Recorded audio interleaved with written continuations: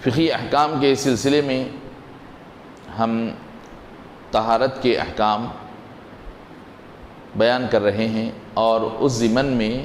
چونکہ طہارت کا پورا دار و مدار ہے پانی پر، تو اس لیے پانی کے مسائل اور احکام سب سے پہلے بیان کیے جا رہے ہیں۔ تو اس سلسلے میں پانی کی 3 قسمیں بتائی گئی تھی کہ ایک پانی وہ ہوتا ہے جو پاک اور پاک کرنے والا ہے، دوسرا پاک ہے، پاک کرنے والا ہے مگر اس میں کچھ کراہت ہے،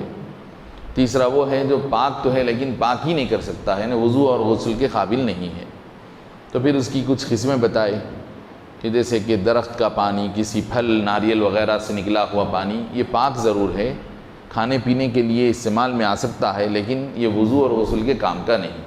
یعنی اگر کوئی آدمی 1-2-3 لوٹے ناریل کا پانی جمع کر لے کے وضو کرنا چاہے گا، نہیں کر سکتا، حالانکہ پانی کافی مقدار میں آ گیا، نہانا چاہے گا، نہا لیا تو اس کا غسل نہیں ہوگا، یعنی غسل اس کو فرض تھا، پاکی کی ضرورت تھی، ناریل کا پانی لے کر نہایا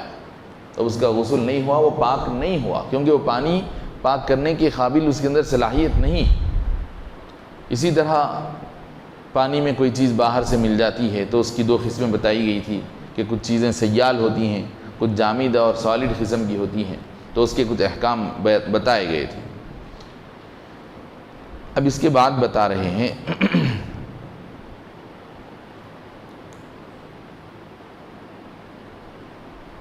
وَالْغَلَبَةُ فِي الْمَاءِ الَّذِي لَا وَصْفَ لَهُ، تو بتایا گیا تھا کہ پانی میں جب کوئی سیال چیز گرتی ہے، مائع پتلی قسم کی لیکوڈ، تو یا تو وہ 2 وصف والی ہوگی یا 3 وصف والی ہوگی بتائے تھے۔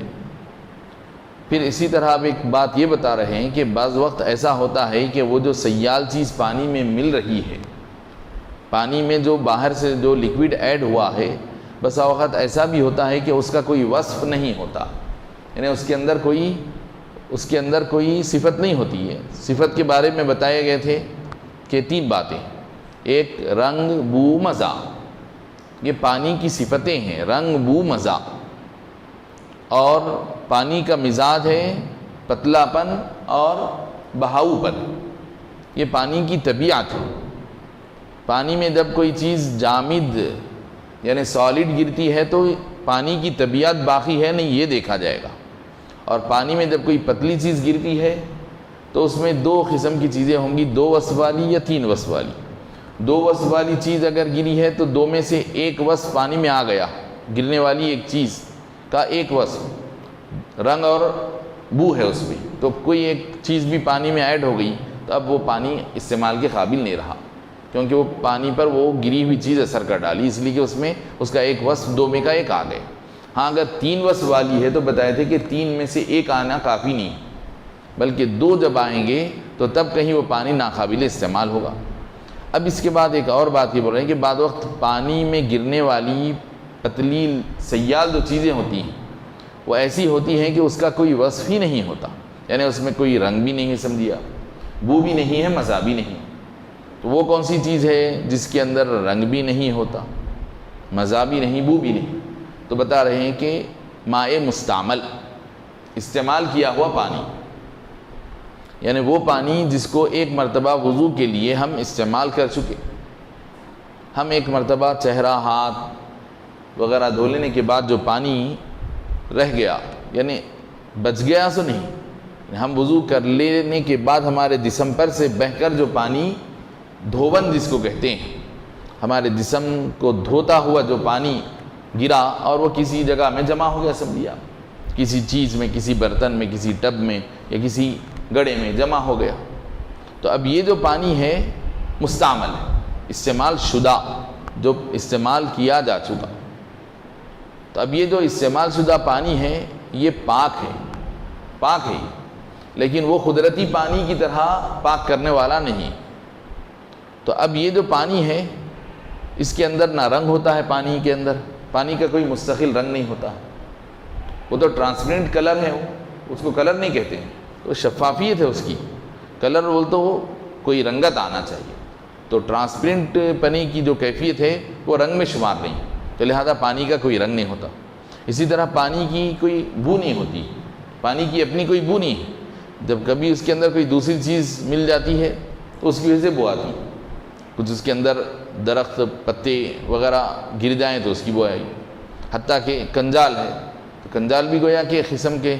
کا اگنے والی ایک چیز ہے وہ، تو لہذا اس کی بو آتی ہے، پانی کی اپنی بو نہیں ہوتی۔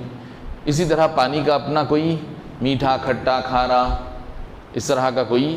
مزہ نہیں ہوتا، تو لہذا پانی کا کوئی مزہ نہیں ہوتا۔ کون سا؟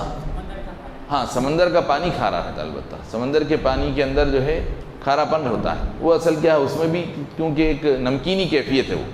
وہ نمک کی وجہ سے ہے، وہ یعنی پانی میں نمک ہے وہ، ورنہ فی نفسی پانی آسمان سے جو پانی آ رہا، دیکھیے با آسمان سے جو پانی آ رہا اس کے اندر کوئی کھارا پن نہیں۔ تو اب آپ دیکھتے ہیں یہی آسمان سے پانی آنے کے بعد زمین میں جب رہتا ہے پانی تو وہی ہے، چاہے وہ اس علاقے کا ہو یا یہاں سے 2 کلومیٹر آگے ہو، یہاں اگر ہم کنواں کھودتے ہیں بورول کھودتے ہیں تو پانی میٹھا نکلتا ہے، کسی اور زمین میں کھودتے ہیں تو وہاں پر پانی بدبودار نکلتا ہے، کہیں اور کھودتے ہیں تو وہاں پر پانی کھارا نکلتا ہے۔ تو وجہ کیا ہے؟ یہ مٹی کی کیفیت کی وجہ سے، پانی تو وہی آسمان سے برسا تو ایک ہی قسم کا پانی تھا۔ تو اب بتا رہے ہیں پانی جو ایک مرتبہ استعمال کر لیا گیا اور کسی جگہ پر وہ جمع ہو گیا، تو اب یہ پانی ایک شے ہو گیا، یہ بھی ایک کیسی شے ہے کہ جس کا کوئی نہ رنگ ہے نہ بو ہے نہ مزہ ہے۔ اور اب یہ پانی جب وضو کے قابل پانی میں جب مل جائے گا، اگر یہ پانی مل جائے اچھے صاف پانی میں جو ایک مرتبہ بھی استعمال نہیں کیا گیا، جو مائع مطہر جس کو کہتے ہیں، پاک بھی ہے پاک کرنے والا، تو ایسا پانی جو مائع مطہر ہے یعنی وضو کے قابل ہے، تو یہ جو پانی ہے وضو کے قابل ہے۔ آپ سمجھیے ایک برتن ہے سیدھے ہاتھ کی جانب، اس کے اندر وضو کے قابل مائع مطہر ہے، طاہر مطہر پاک کرنے والا پانی ہے، وضو اور غسل کے قابل۔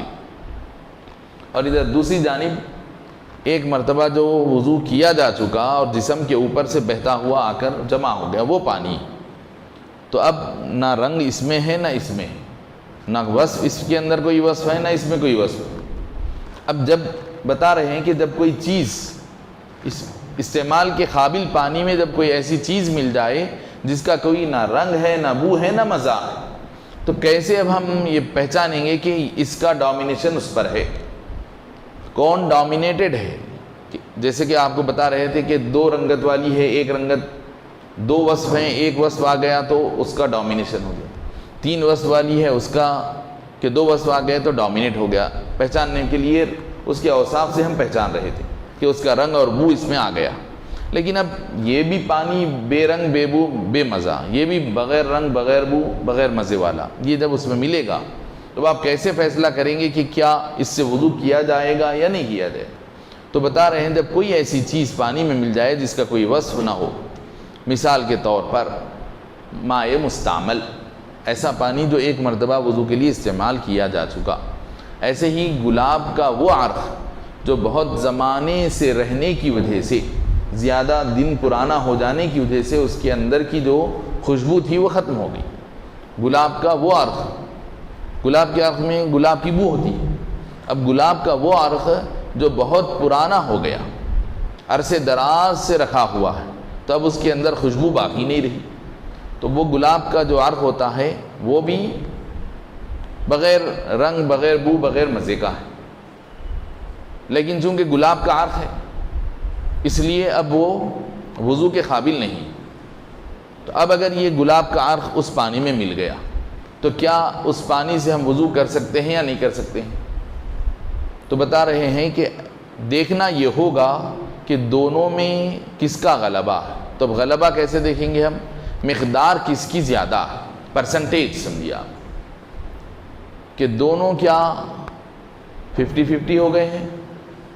یا یہ گلاب کا عرق یا مائع مستعمل زیادہ مقدار میں گرا ہے، 60% یہ ہے اور 40% وہ ہے،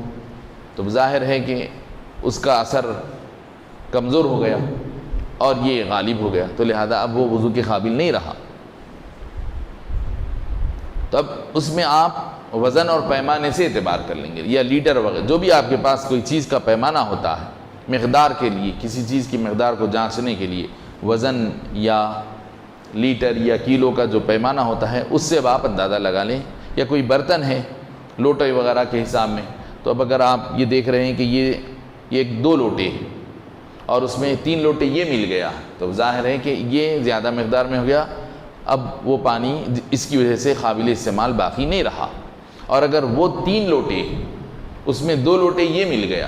تو آپ برابر اس کو استعمال کر سکتے ہیں. تو اب بتا رہے ہیں کہ پانی کی مقدار کا اعتبار کرنا، اس کی مقدار زیادہ ہے،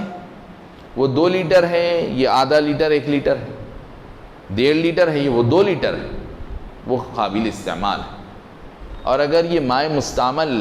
زیادہ مقدار میں مل جاتا ہے اور اس کی مقدار کم ہے تو پھر اب وہ قابل استعمال نہیں رہے گا. تکونو بالوزنی، وزن سے اعتبار ہوگا، وزن یا مقدار سے. تو اب اگر زیادہ مقدار یہ اس پانی کی ملتی ہے تو آپ اس سے وضو نہیں کریں گے، اور اگر اس کی مقدار کم ہو، اس کی زیادہ ہو، تو پھر آپ وضو کر سکتے ہیں. اب اس کے بعد پانی کی ایک چوتھی قسم کو لا رہے ہیں. تو اب اس طرح یہاں پر ہم 3 قسمیں بیان ہوئی. پہلی فطری قسم پانی کی کہ طاہر مطہر جو بالکل پاک ہے، پاک کرنے والا ہے. دوسری پاک بھی ہے، پاک کرنے والا ہے، مگر اس میں کراہت ہے، ناپسندیدگی ہے تھوڑی سی، جیسے کہ بلی پانی کو پی لی تھی. تیسری قسم وہ تھی کہ جو پاک تو ہے لیکن پاک کرنے والا نہیں، کیونکہ یا تو وہ استعمال شدہ ہے، یا استعمال شدہ پانی کے ساتھ مل گیا ہے، یا کوئی کھانے پینے کی چیز اس میں مل گئی ہے، لکوڈ یا سیال یا پھر سالڈ قسم کی کوئی چیز اس میں شامل ہو گئی، جس کی وجہ سے وہ پانی استعمال کے قابل نہیں رہتا ہے، تو مگر پاک رہتا ہے.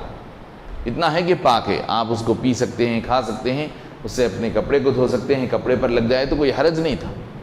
لیکن اب یہ 3 قسموں کے بعد اب چوتھی جو قسم آ رہی ہے یہ پانی کی ناپاک قسم، یعنی پانی ناپاک ہے. وہ ناپاک ہے کا مطلب یہ ہے کہ وضو غسل تو دور کی بات، آپ اس کو پی بھی نہیں سکتے، اپنے کھانے پینے کی چیزوں میں استعمال بھی نہیں کر سکتے، آپ اپنے کپڑے کو یا جسم کو لگا بھی نہیں سکتے. آپ لگا بھی نہیں سکتے، اگر اتفاق سے لگ بھی جائے تو پھر اس کو بھی دھونا پڑتا ہے. ایسے پانی کو کہتے ہیں مائع نجس، ناپاک پانی. تو اب وہ ناپاک پانی کے احکام کو ہم انشاءاللہ آئندہ بیان کریں گے. وصلی اللہ تعالی علی خیر خلقہ سیدنا محمد و آلہ و صحبہ وبارک وسلم اجمعین. جی اس کو جو ہے جیسے ہم کوئی بھی چیز جیسے خون لگ گیا یا کوئی ناپاک چیز جیسے لگ گئی تو ہم دھوتے ہیں، اسی طرح اس کو بھی دھونا پڑے گا، ناپاک رہیں گا وہ، خون کے حکم میں ہو. کہ اب یہ ہے کہ جیسے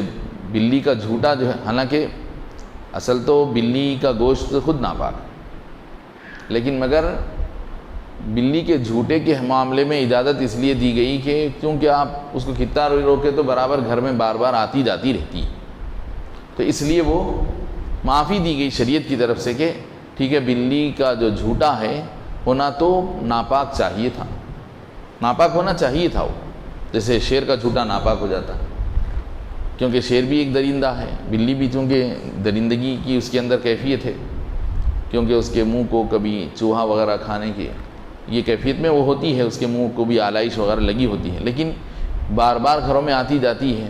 تو اب اس کے بار بار آنے جانے کی وجہ سے لوگوں کو تکلیف ہو جائے گی کہ بھئی منہ ڈال دی پانی پھینک دو، منہ ڈال دی پانی پھینک دو، تو پانی کی قلت وغیرہ. تو اس لیے حضور فرما دیے کہ یہ بلی کا جو جھوٹا ہے یہ نجس ناپاک نہیں ہے، کیونکہ یہ تمہارے گھروں میں بار بار گھومتے پھرتے رہتے ہیں. تو یہ جھوٹے کا معاملہ تھا، کیونکہ جھوٹے کا معاملہ بار بار وہ آتی ہے اور سابقہ پڑتا ہے. اب یہ دودھ کا معاملہ تو ایسا نہیں ہے کہ بار بار اتفاق ہو اس سے. بلی پی سے دودھ بول رہے ہیں کیا آپ؟ بلی کا خود دودھ بول رہے ہیں، تو اب لہذا وہ تو اتفاق کی بات نہیں ہوتی، وہ تو کہیں دانستہ طور پر عمدن نکالے تو ہی وہ حاصل ہوتا ہے، تو لہذا وہ ناپاک رہے گا. اچھا تو لگ گیا تو اب وہ کپڑے کو دھونا پڑے گا، کپڑے کو دھونا پڑے گا. یعنی جس جانور کے گوشت کا جو حکم اس کے تھوک کا، اس کے پسینے کا، اس کے دودھ کا بھی وہی حکم ہوتا ہے، تو لہذا اس کو بس پانی میں جیسا پانی میں ڈالیں گے اور آپ دھو دیں گے، 3 مرتبہ دھو دیں گے، اس طرح دھو دینا کہ اس کے اندر پھر دودھ وغیرہ کی جو بو ہوتی، دھونے کے بعد اگر بو محسوس ہو رہی تو پھر اب وہ ابھی ناپاکی ہے، تو صابن وغیرہ لگا کر ایسا دھو دینا کہ اس کے اندر بو وغیرہ محسوس نہیں ہونا۔ جی کس کا؟ کتے کا؟ کتے کا جھوٹا ناپاک ہے، کتا چونکہ ناپاک جانور ہے اور اس کا پسینہ، اس کا تھوک، اس کا جھوٹا سب ناپاک ہے۔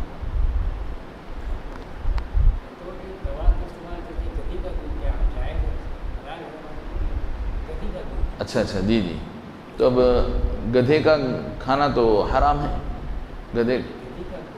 تو اب دودھ بھی اب وہی حکم میں رہے گا، کیونکہ گوشت کھانا کیوں حرام ہے؟ اس لیے کہ گوشت ناپاک ہے،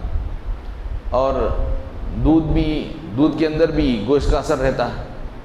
تو لہذا دودھ بھی ناپاک رہے گا۔ اب رہی بات یہ کہ کوئی بیماری ایسی ہے کہ اس کا کوئی دوسرا علاج نہ ہو، نہیں بھی ٹھیک ہے گدھی کے دودھ سے علاج کر رہے ہیں ڈاکٹرز، حکیم صاحب، لیکن کیا کوئی دوسرا متبادل علاج ہے کیا؟ اگر کوئی دوسرا متبادل علاج ہے تو پھر گدھی کے دودھ کا استعمال کرنا جائز نہیں ہوگا۔ اب اگر کوئی دوسرا متبادل علاج نہیں ہے اور یہ بات کنفرمڈ ہے کسی مسلم ماہر ڈاکٹر سے، غیر مسلم نہیں، کسی مسلمان ماہر ڈاکٹر، کوئی مسلمان ماہر ڈاکٹر، پہلی بات، پہلی شرط۔ دوسری بات یہ کہ وہ جو بیماری ہے جان لیوا بیماری ہونا۔ تیسری بات یہ کہ اس بیماری کا کوئی علاج اس حرام چیز کے علاوہ کوئی دوسری دوا نہ ہونا، یہ 3 شرطیں ہیں، تو پھر اب اس سے علاج کر سکتے ہیں کہ وہ بیماری جان لیوا بیماری ہو، کہ اس کا علاج نہیں کیا جائے گا وہ حرام دوا سے، جو بھی چیز حرام ہے، کوئی شراب وغیرہ، اب ڈاکٹر بول رہا ہے کہ بھئی ان کے لیے علاج کی کوئی صورت نہیں ہے، بس یہی ہے کہ ان کا علاج ہے، تو بولنے والا ڈاکٹر اگر ماہر مسلمان ہونا اور ماہر ہونا اپنے پیشے میں، تو وہ ماہر ہونا، اور پھر ڈاکٹر تو بول رہا ہے کہ ان کا علاج اس سے ہوتا بول رہا، لیکن مگر بیماری کوئی جان لیوا نہیں ہے، مطلب ہے کہ لڑتے پڑتے یہ زندگی تو گزر سکتی ہے، تھوڑا مشکل کے ساتھ گزرتی ہے، ایسے نہیں کہ اب مر جائے گا آدمی، بالکل جان لیوا کیفیت میں ہے، تو تب جو ہے پھر علاج جائز، اور پھر اس کا کوئی دوسرا علاج دنیا میں نہ ہو، دنیا میں اس کی کوئی دوسری دوا نہیں ہے، تو ان 3 شرائط کے ساتھ علاج کرنا جائز ہے، ورنہ پھر نہیں ہے۔ یعنی اگر غیر مسلم ڈاکٹر بول رہا ہے یا ماہر نہیں ہے، بول دیا، اس کی سن لیے، بسا اوقات کوئی حکیم صاحب، اب آج کل حکیم صاحب ویسے قدیم حکماء جو ہوتے تھے اتنے ماہر حکماء تو ہے نہیں، تو اب پیشے کے حساب سے اب کوئی بڑے ڈاکٹروں کو ہی دیکھنا پڑے گا، تو ان کی بات کا اعتبار ہوگا۔ یا یہ کہ بیماری کے لیے 1 سے 2 دوائیں ہیں، یعنی وہ جو چیز حرام ہے اس سے علاج کرنے کی جو بات ہو رہی، اس کے علاوہ کوئی اور 2 دوائیں بھی ہیں، 2 اور دوائیں ہیں جو جائز ہیں، ان سے بھی ہو سکتا ہے علاج، تو پھر اب وہ 2 کے رکھتے ہوئے سے علاج کرنا جائز نہیں۔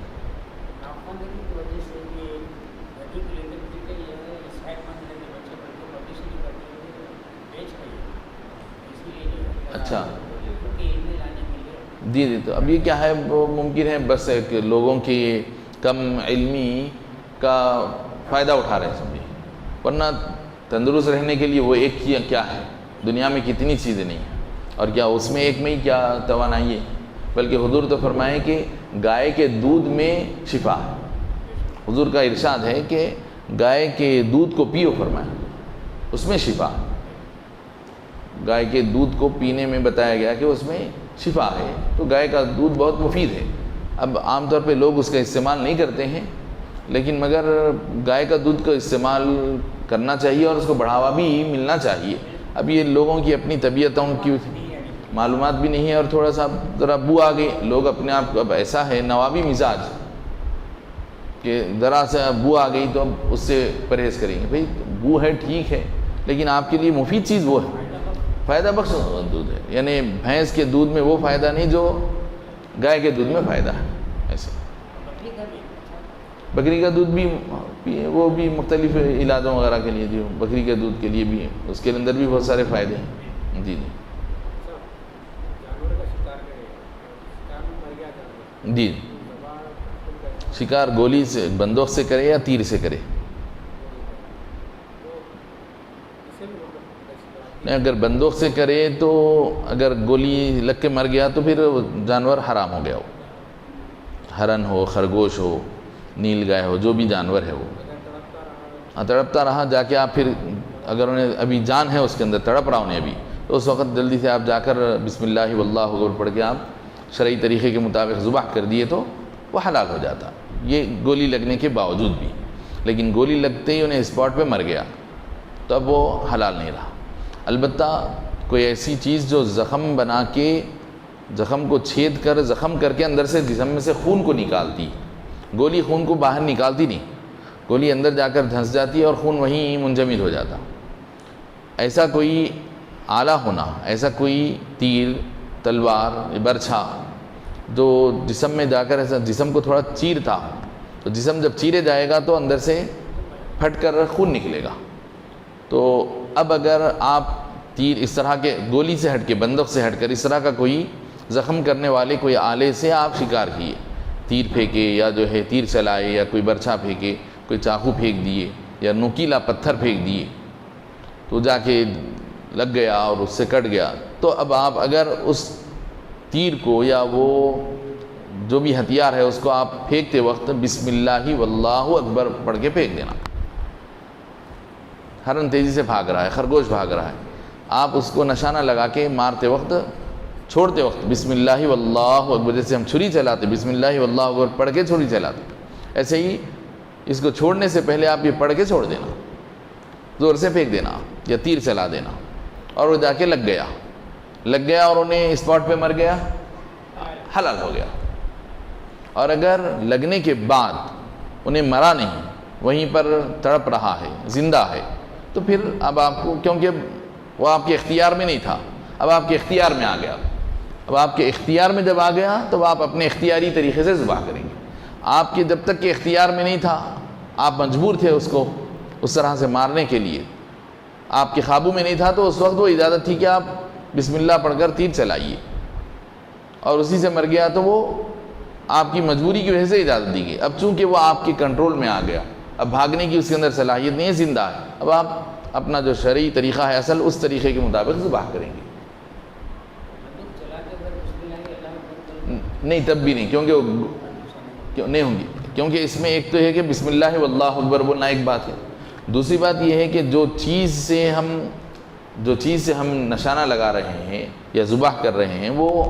آلہ جاریہ، یعنی زخم بنانے والی چیز ہونا، زخم پیدا کرنا، زخم کر کے چھید کرنے والی چیز ہونا. تو گولی چھید نہیں کرتی، وہ یا تو داخل ہو کے اندر رہ جاتی ہے یا آر پار نکل جاتی، اور اس کی وجہ سے کوئی جو جسم کے اندر کا جو خون ہوتا وہ اندر ہی منجمد، تھوڑا بہت وہاں کہیں نکلتا ہے پھر منجمد ہو جاتا ہے.